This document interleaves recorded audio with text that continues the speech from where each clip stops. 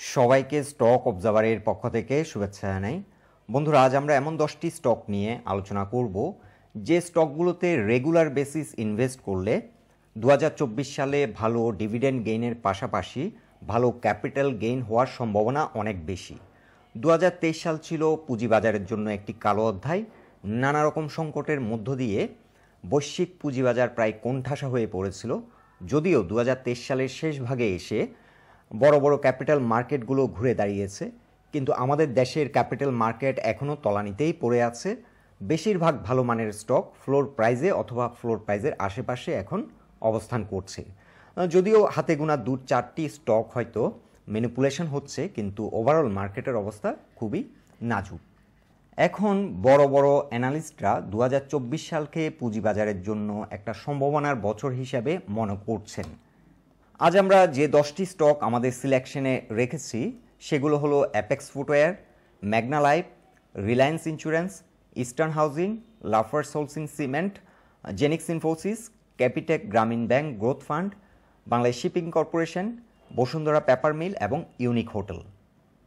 আর এই স্টকগুলোকে যে বিষয়গুলোর উপর গুরুত্ব দিয়ে আমরা সিলেক্ট করেছি সেগুলো হচ্ছে স্টকগুলোর পোটেনশিয়ালিটি, ধারাবাহিক পারফরমেন্সকে আমরা বেশি গুরুত্ব দিয়েছি, এবং স্টকগুলোর ফিউচার পারফরমেন্স, কোম্পানিগুলোর বিজনেস মডেল, তাদের আর্নিং, এই বিষয়গুলোকে আমরা গুরুত্ব দিয়েই মূলত এই স্টকগুলো সিলেকশনে রেখেছি।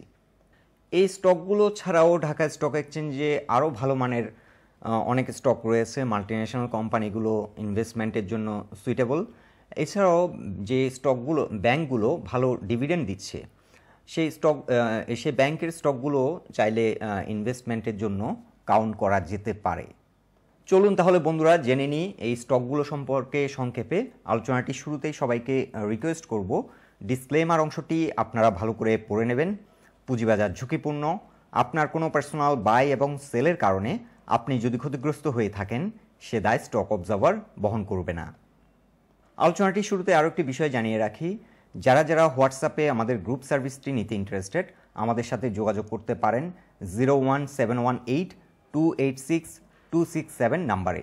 এই নাম্বারে হোয়াটসঅ্যাপ রয়েছে, আপনারা চাইলে হোয়াটসঅ্যাপের মাধ্যমেও যোগাযোগ করতে পারেন। আমরা ট্রেডিং আওয়ারে বিভিন্ন মোমেন্টাম স্টকগুলোর বাই এবং সেল সিগন্যাল দিয়ে থাকি। বেসিক্যালি এটি একটি ট্রেডিং গ্রুপ আর এটি সম্পূর্ণ একটি পেইড সার্ভিস সিস্টেম। সো যারা ইন্টারেস্টেড তারাই শুধুমাত্র আমাদের সাথে যোগাযোগ করুন। এখন আমরা ফিরে যাচ্ছি আমাদের মূল আলোচনায়। আমরা যেহেতু একটু লং টার্ম ভিশন নিয়ে আজকের আলোচনাটি করছি, আমরা সবগুলো স্টকই উইকলি চার্টে আপনাদেরকে শো করব। শুরুতেই আমরা উইকলি চার্টে দেখে নিচ্ছি অ্যাপেক্স ফুটওয়্যার লিমিটেড, এই স্টকটির অবস্থান। স্টকটি বর্তমানে ফ্লোর প্রাইসের আশেপাশে লেনদেন হচ্ছে। আজকের দিন শেষে স্টকটি ক্লোজ হয়েছে 257 টাকা 50 পয়সায়। সো ইনভেস্টমেন্টের জন্য এই স্টকটিকে আমরা সুইটেবল মনে করছি, কারণ এই কোম্পানিটি বিদেশে এক্সপোর্ট করছে ফুটওয়্যার প্রোডাক্ট, এবং বাংলাদেশের ডোমেস্টিক মার্কেটও এদের প্রোডাক্ট কিন্তু খুবই জনপ্রিয়। বাটার পরেই কিন্তু বর্তমানে অ্যাপেক্স ফুটওয়্যারের অবস্থান ডোমেস্টিক মার্কেটে। সো এই স্টকটিতে এখন যদি আমরা ইনভেস্ট করি, আমাদের ফার্স্ট টার্গেট হবে 680 টাকা আমাদের ফার্স্ট টার্গেট।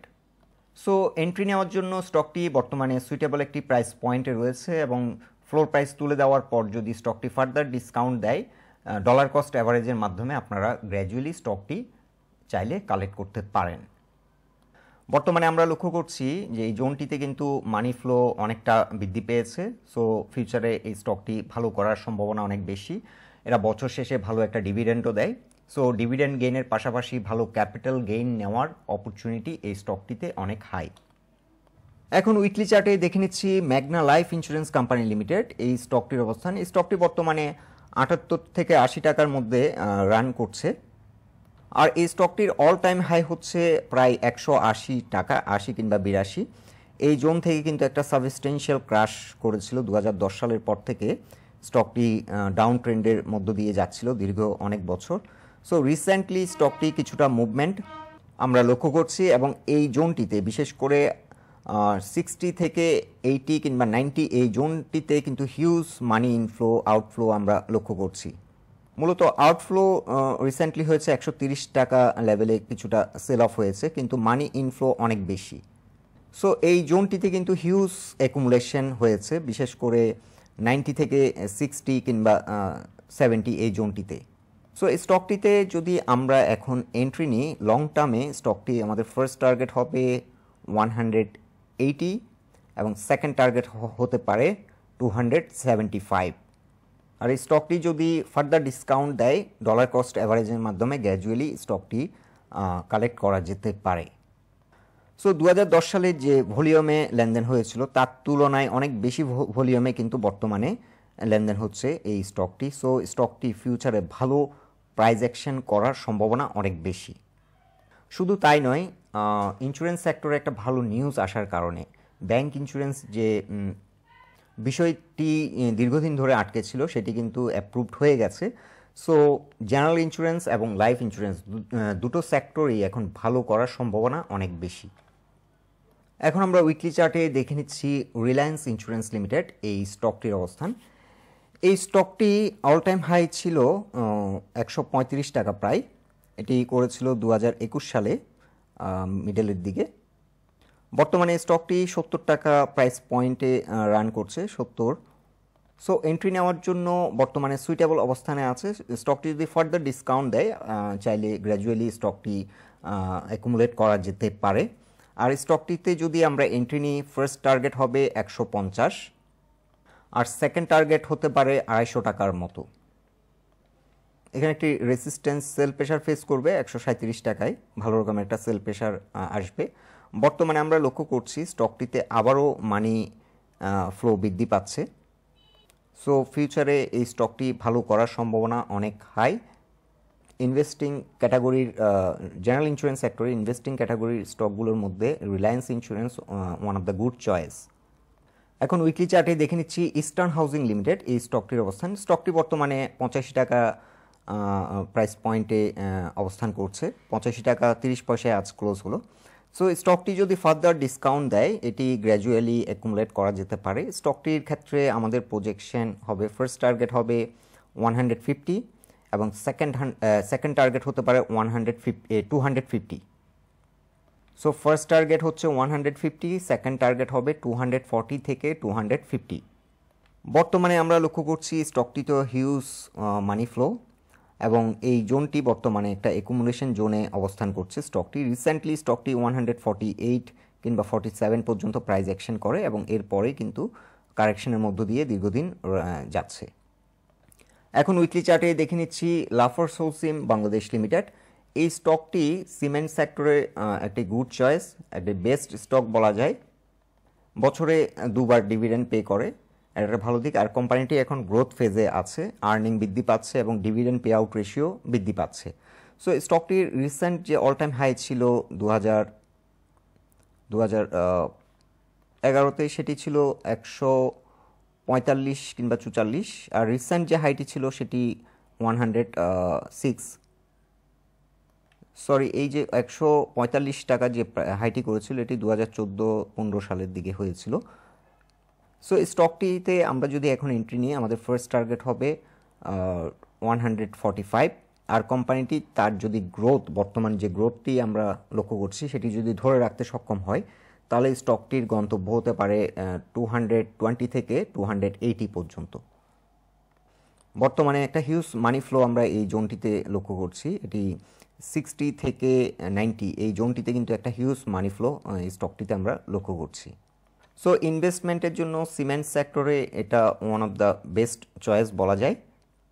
এখন উইকলি চার্টে দেখে নিচ্ছি জেনিক্স ইনফোসিস লিমিটেড। এই স্টকটি রিসেন্টলি 2022-তে যে অল টাইম হাই করেছিল সেটি ছিল 166 কিংবা 67 প্রায়। এই জোন থেকে কিন্তু একটা সাবস্টেনশিয়াল কারেকশন হয়ে এখন বর্তমানে 65-66 রেঞ্জে বর্তমান অবস্থান করছে। সো এন্ট্রি নেওয়ার জন্য আইটি সেক্টরে এটি একটি ভালো চয়েস এবং এই স্টকটি ভালো পারফরমেন্স রয়েছে এবং স্টকটির পোটেনশিয়ালিটি অনেক হাই। যদিও ট্রেডিং পার্সপেক্টিভ চিন্তা করলে আইটি সেক্টরে এটি বর্তমানে পারফরমেন্স খুব একটা ভালো না, বাট ইনভেস্টিং গ্রাউন্ড থেকে চিন্তা করলে এই স্টকটি আমাদের ফার্স্ট টার্গেট হতে পারে 168 এবং সেকেন্ড টার্গেট হতে পারে 280। বর্তমানে এই জোনটিতে বিশেষ করে 80 থেকে 100 এই জোনটিতে কিন্তু একটা হিউজ মানি ফ্লো হয়েছে এবং আমরা এখানে যে কারেকশনটি আমরা দেখতে পাচ্ছি, এখানে একটা হিউজ ফল হয়েছে এবং এই জোনটিতে কিন্তু মানি আউটফ্লো কিন্তু খুবই কম। সো মানি কিন্তু বেশিরভাগ মানি ইনভেস্টেড হয়েছিল স্টকটিতে 80 থেকে 100 এই রেঞ্জটি, এই প্রাইস পয়েন্টে। সো বড় ফান্ডগুলো কিন্তু এই স্টক থেকে এখনও আউট হয়নি। সো স্টকটি ফিউচারে ভালো করার সম্ভাবনা অনেক বেশি। উইকলি চার্টে দেখে নিচ্ছি ক্যাপিটাল গ্রামীণ ব্যাংক গ্রোথ ফান্ড, এই ফান্ডটির অবস্থান। ফান্ডটি বর্তমানে সুইটেবল একটি প্রাইস পয়েন্টে অবস্থান করছে এন্ট্রি নেওয়ার জন্য।